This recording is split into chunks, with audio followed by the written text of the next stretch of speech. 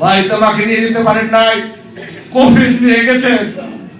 বাংলাদেশের মানুষ সেই মাকে লাল সবুজের পতাকা দিয়ে ঘাড়ে করে আজকে বাংলাদেশের মানুষ যে জানাজা করেছে, যে রাজকীয় সম্মান দিয়েছে, সেইটি হচ্ছে জাতির জন্য এক অনন্য দৃষ্টান্ত।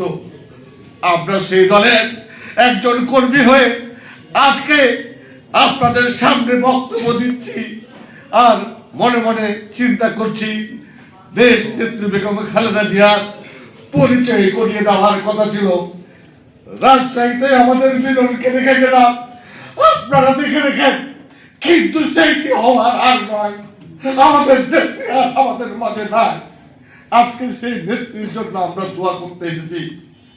আমি আপনাদেরকে অনুরোধ করব, যখন যেখানে দেশনেত্রী বেগম খালেদা জিয়াকে নিয়ে দোয়া করবেন, সিস্টেম রাখবেন, নিয়ম কানুন রাখবেন, তার ফেলে রাখা স্মৃতি নিয়ে যারা স্মরণ করতে পারে তাদেরকে অগ্রাধিকার দিবেন। আর হেলায় ফেলায় কোনো কর্মসূচি নেবেন না, কাউকে করতে দেবেন না।